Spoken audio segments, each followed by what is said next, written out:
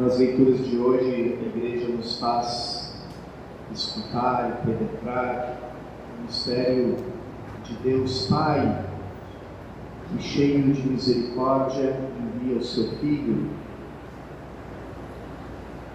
Deus, no Antigo Testamento, algumas vezes ele é chamado de Pai, mas ao mesmo tempo ele é um Pai que tem um coração de mãe.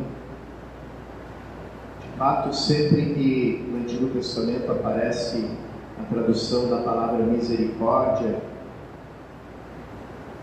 ela está traduzindo a palavra hebraica rakamim, que quer dizer as entranhas, e de forma especial o útero materno. E os judeus, a cultura semítica, prestava muita atenção nesse movimento das entranhas, por isso que aparece tantas vezes o coração, os rins, enfim, né?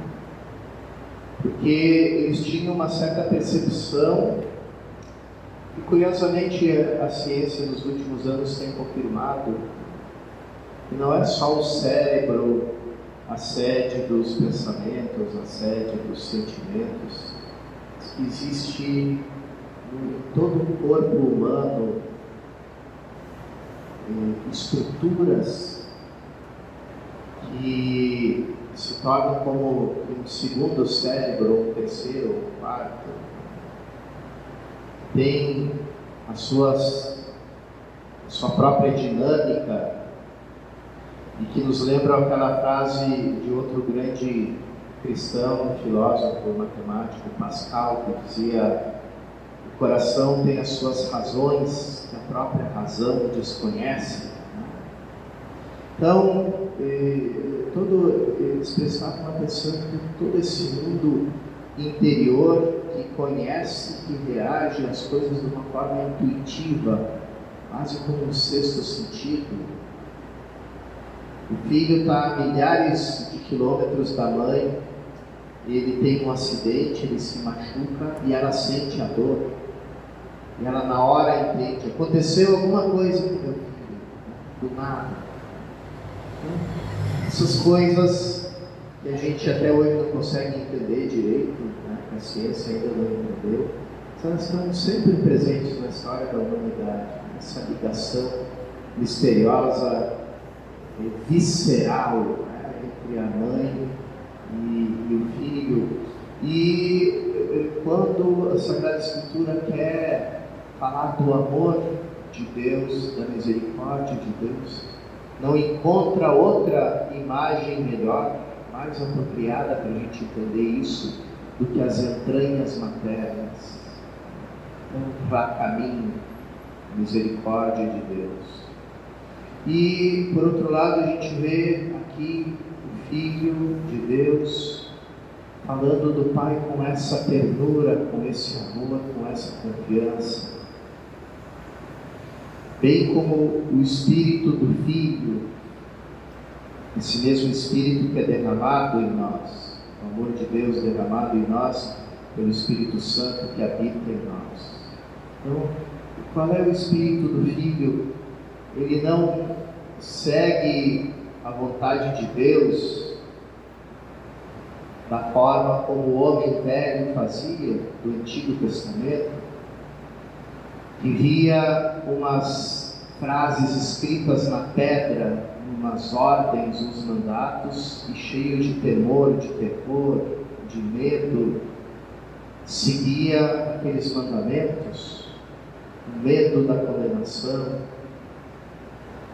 Esse é o espírito do escravo, o espírito do Antigo Testamento. A lei da escravidão. E como é que age um filho? Ele vê o seu pai fazendo as coisas e quer fazer igual. Ele quer ter a mesma profissão do pai quando ele crescer. Ele abre o armário do pai e bota os sapatos do pai. Quer se vestir com as roupas do pai, com a gravata do pai. E se olha no espelho Quando eu crescer, quero ser como meu pai. Então, é assim que o filho segue o pai, porque ele é uma imagem do pai, ele quer ser igual ao seu pai. E isso, essa realidade humana, é um reflexo, um sinal dessa ligação profunda, infinita, que é a fonte de toda a paternidade e da maternidade, que é essa relação de comunhão, de amor, de confiança desse pai que desde toda a eternidade gera esse filho e entrega tudo a ele, e o filho, imitando o pai, entrega tudo ao pai, e esse amor de entrega, de doação total do pai para o filho, do filho para o pai, constitui a pessoa do Espírito Santo, o Espírito de amor.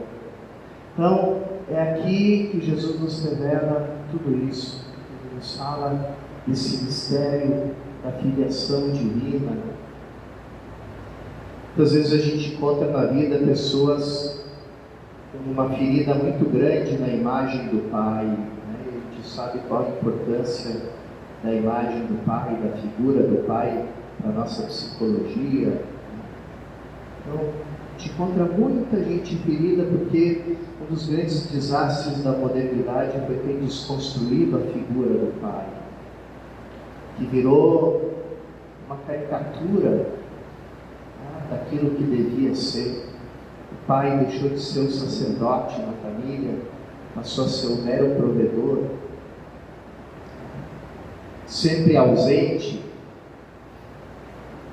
E aí os filhos não aprendem com o pai o que é ser pai, nunca conseguem se desvencilhar do mundo da mãe, que é o mundo da satisfação imediata, e por isso se tornam adultos violentos, homens caricatos, né?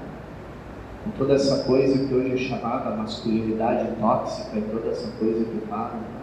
A caricatura do homem, porque ele, em todos os músculos que ele tem, não passa de uma criança que ainda não desmamou, ainda não, que ainda espera da sua mãe a satisfação imediata, não aprendeu a ser homem. Então, diante dessa ferida, o que fazer? Como trabalhar espiritualmente essa ferida?